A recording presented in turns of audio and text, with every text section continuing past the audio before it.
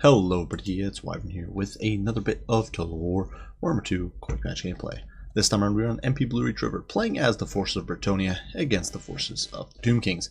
And for those of you who don't know, this is a bit of a rough matchup for Brettonia, because Brettonians, their cavalry obviously is kind of countered, and pretty effectively countered, by a lot of the shooting the Tomb Kings put on the field. And they do tend to struggle to sort of cut down the large monsters as well. So things like War Sphinxes, Necro Sphinxes, that sort of stuff. But that's a huge issue for them. And so Brettonia kind of struggles here. And I've been trying different builds. I've run a whole bunch of different compositions. I've run mass hippogriffs. I've run mass infantry builds and that sort of stuff. But I figured, having used the Royal Pegasus Knights recently in quite a few games against Beastmen, maybe try them out here and see if I could get them to work against the units like the Ushapti and the big boys, the War Sphinxes, Necro Sphinxes, that sort of stuff. And we'll definitely see how they perform here. So for my lord, I am running with King Louis. I do think he's the best way to go against the Tomb Kings. Obviously, you can try any of the other lords, especially the casters are not bad, but Sword of Corone is a very nice debuff that lets you hopefully snipe big monsters. Lion's Shield, of course, allows him to tank missiles, especially Bone Giants, for example, with their magic missiles will do almost nothing to him. When that's active, he's got Stand Your Ground. Foe Seeker, Beloved Son of Brettonia, so if he drops below 50% HP, he gives map-wide Frenzy, and then the Ladies Champion, which allows him to passively heal, which is really cool. Also worth mentioning, honestly, even against normal missiles, because he does have that combined 15% missile resist and 20% physical resist, he does have, like, he's basically almost immune to any sort of shooting when he's got Lion's Shield active. Alongside him here, we do have a Damsel of Life, who I think is the way to go if you're going with Air Cav. They're just so low model count, you really want to just be keeping models alive. That's the main thing. So she does have the Scroll of Protection here, or Scroll of Shielding, Power Stone, Regrowth, and Earthblood, as well as Life Bloom. Now hidden here in the back, and you might be wondering why they're hidden here in the back, but it's simply, I figured if my opponent has a Bone Giant and he's deployed further forward, then I don't want to be immediately losing multiple models of Pegasus Knights to a single shot. So we're deployed further back with 2 units of Royal Pegasus Knights, as well as a single unit of Royal Hippogriffs. Obviously some AP here, and I figured the anti-large should compensate at least a little bit for these guys' lack of AP, and they do still have some AP value. It's not terrible. An AP of 19, obviously not amazing, but if they bob up and smack a unit around like Ushapti, they should do okay. Finally, for our infantry contingent, it's simply a horde of men-at-arms with shields, backed by spearmen-at-arms without shields, and 3 units of peasant bows. And there really isn't much to say. This is just a blob of trash that should beat Tomb King trash and provide some missile support. Now for my opponent, he does have 2 units of Carrion, as well as a single Tomb Scorpion hidden here in the woods. But his main force is here in the middle of the map, ready to sort of fire away at wherever I deployed. He does have Cetra for his lord, which makes sense. Cetra's pretty potent. I do personally like running him on the Chariot in this matchup, but, you know, he's not bad on his War Sphinx. He does have quite a selection of spells. He's got Zeus Incantation of Dedication, the Incantation of Righteous Smiting, Protection, and Cursed Blades. He's only missing a few, the Sandstorm, and I do believe the slow, so not too bad. It definitely has a good selection of spells there, and they will be synergizing nicely with the infantry, providing them with heals. Also the Crown of Nekar providing a bit of a buff, though honestly I don't think it's worth it. It doesn't affect Cetra himself, and most of these troops are kind of garbage, so you're not really getting too much out of that buff, in my opinion. It does affect the Ushapti, for example, but you're not looking to fight in melee with them at all. He also does have the Wrath Tra in case he needs to get out of a bad situation, which is pretty important. Alongside him, there are 2 Necrotechs. These guys are pretty well kitted out, which is a little surprising. You don't usually see this. Usually you will see these guys coming in kind of stripped down just for the heals, but in this case, they do both have Restore, Stone Shaper, and Wrath of the Creator. Stone Shaper potentially pretty annoying, because it'll be making my life much more difficult in whittling these guys down, especially for the Pegasus Knights and the bows. Finally, there are some Skeleton Spears on the periphery, and you can see 6 units of them here protecting the core. And then Eye of the Desert here in the back, hidden, of course, with their stock, ready to ambush me if I try to jump on top of these Chosen. Chosen of the gods, I guess. These are definitely not chosen. Unfortunately, one of the things is, so the Chosen of the Gods and Ushapti Great Bows are both very good units against Brettonian cavalry, but not so much the Air Cav, because the Air Cav with its low model count and relatively spread out formations and lack of formation depth is actually kind of tankier against missile pressure from units like the Chosen of the Gods. And you can see here we are going to commit with Louis. He's getting peppered down a bit, but he's going to be able to get in there and start nipping away at the heals of the Tomb Scorpion. Unfortunately, my opponent does have a whole bunch of healing, so we're not going to get too much value here probably. But, you know, we do chip it down a good couple thousand HP, and Louis can heal. Scorpion, well, it can heal as well, so maybe not worth it. But hey, it was a good little bit of early damage, and every bit of early damage is good in my opinion. Unfortunately, though, due to really make a huge misplay here. I simply plow on with Lewin, and instead of dodging, which if I was competent I would do, I allow him to just get pounded horribly by those Shopti Great Bows, especially the vanilla variant, and I just lose hundreds of HP. I probably lost a good 700 HP there that I did not have to lose. So moral of the story, folks, get good, don't be like me, and suck. But you can see I lost a whole bunch of HP here, and it's just really, really rough. In the meantime, though, lines are moving to close here. You can see all these men-at-arms closing the gap, and now my opponent is getting his Ushapti in range of the Pegasus Knights, whittling away, but they're not going to do too much, to be honest. These guys are pretty durable against the scatter shots, like we discussed before, because of their formation, their relatively good HP per model, all that sort of stuff. They'll hold pretty well. The Tomb Scorpion does commit, but my opponent has actually not healed it, which is a little surprising.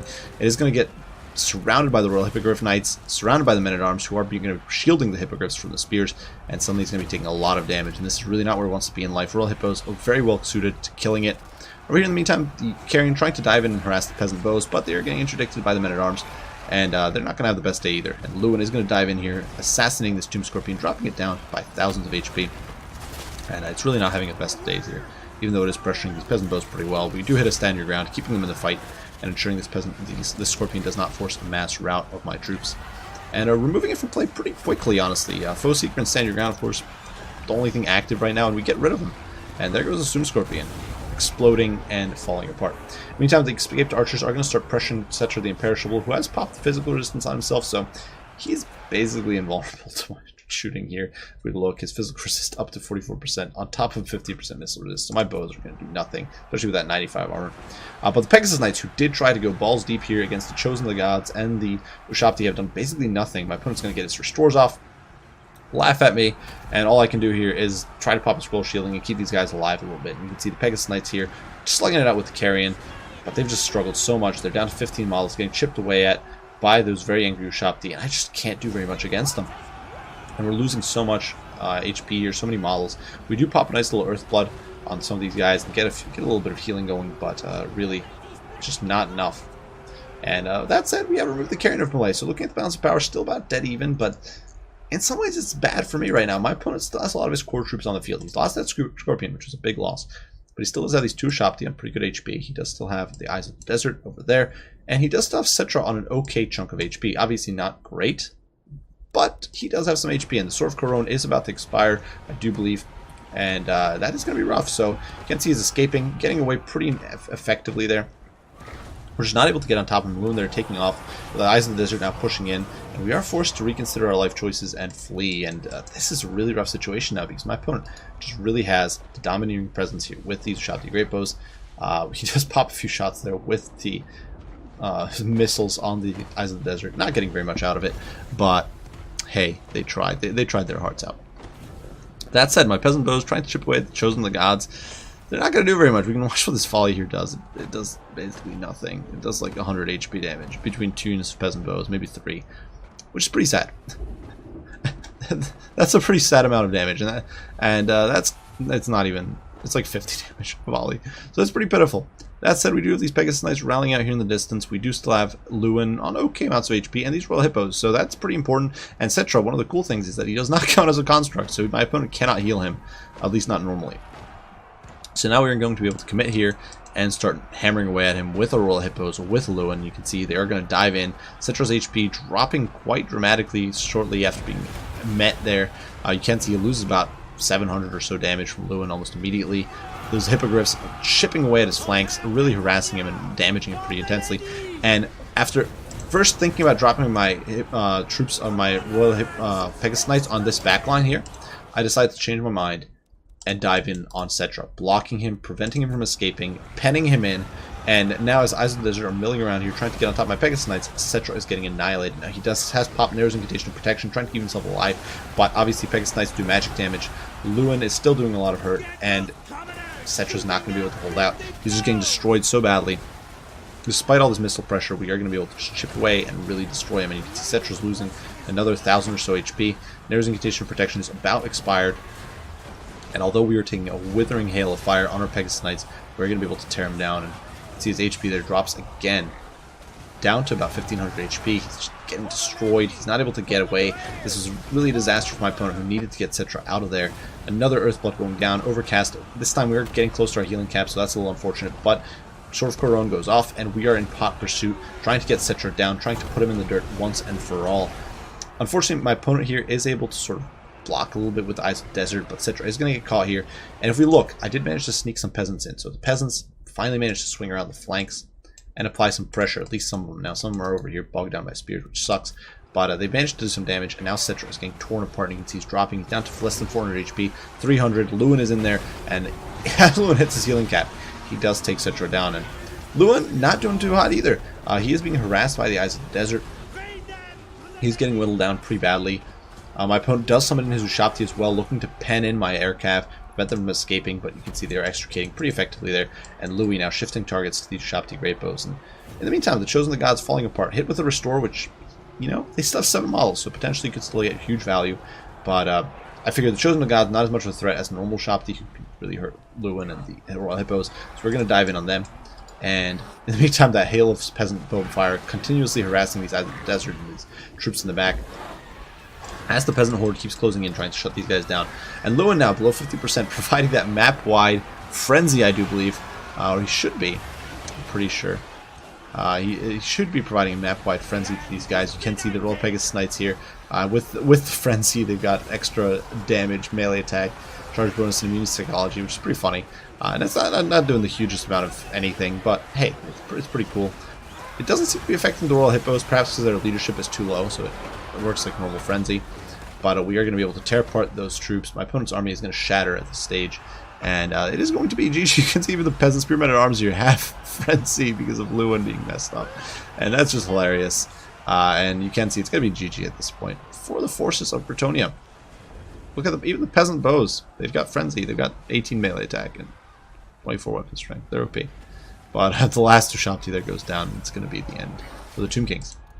So close victory for Brettonia, but honestly, I think it was a much narrower margin of win victory. So I was actually a little surprised it was Empiric. I think it's because my infantry blob was still so healthy that it didn't credit it as narrower than it was. But in fact, had I lost my Royal Pegasus Knights and the Royal Hippos, who were very near death's door at the end there, Lewin was near death's door as well, this match could have easily swung in my opponent's favor. It was actually, I think, a lot closer than the stats would indicate. It's just that so much was decided by those elite troops. It's a bad matchup for Brettonia, and I kind of went in with some high hopes for the Royal Pegasus Knights, having had some great success with them against Beastmen. And I did cast one of those matches, and I've used them in a few matches now. They're a great unit against Beastmen, but obviously Beastmen play differently. A Sangor is not the same thing as Bone Giant or Chosen of the Gods, and Minotaurs are not the same thing as Eyes of the Desert or Tomb Scorpion or any of those units, or War Sphinx or Necro Sphinx. And Beastmen just have worse missile pressure and stuff like that. I really just don't think the Pegasus Knights deliver. I still think Hippos are great in this matchup because they don't tend to bleed models. They're very tanky. They do AP damage, which is important. But the Pegs just do not deliver. The 54 and 30 models, it looks good. These guys even gain a chevron, but simple fact of the matter is that had I had a single unit of Hippogriff Knights and then an extra unit of some cheap cavalry because I would have had 1,200 gold to spare if I had 2 Hippos and just didn't bother with extra Pegasus Knights. Would have probably done me a better service in this matchup, and I didn't do that, so oh well. Live and learn, but I do think it kind of failed. As for the rest of the build, well, the men-at-arms did great, but they were against skeleton spearmen, so there's not much to say there.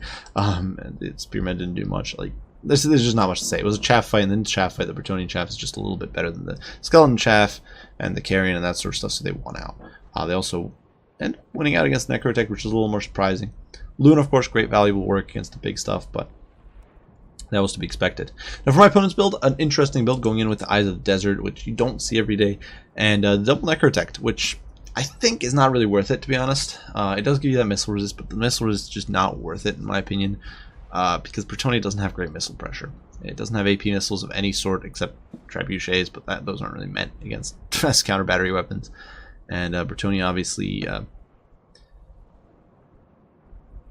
You need, in my opinion, you don't have to worry about Brettonia shooting that much. It's just what it boils down to. And also the healing doesn't affect Cetra, so it's not like you can just heal Cetra repeatedly with the Restore. And that's just my 2 cents. I think you're better off either going for just a Lore of Lightcaster to get nets, or just not bothering with Necrotex, maybe get Tomb Princes instead, something like that. As for the build here, as for the monster slate, the infantry line, what I think is okay. I personally like bringing 1 or 2 Tomb Guard to really pressure the infantry line and give the Brettonians a fight, at least in some areas. I also do like bringing some chariots, especially Cetron a chariot, to run them over. And finally, I do like having a slightly different shooting layout. I don't think Chosen of the Gods are necessarily worth it, because you'll often see opponents who bring Paladins or Lewin or units like that, and against those, Chosen of the Gods just do not deliver, and in my opinion, just better off dumping the Chosen of the Gods, bringing doubled up with Shout the Great Bows, and then maybe like a Bone Giant. That's really my 2 cents there. But regardless, well played to my opponent Scully here. I do hope you guys enjoyed the video. Hope you found it entertaining and fun. If you did, be sure to leave a like, subscribe, share, all that stuff. If you have any comments, any criticism, any questions, do not hesitate to post them down below, and I will do my very best to respond as soon as I can. As usual, I do thank you all for watching, and I will see you all in the next one. Bye for now.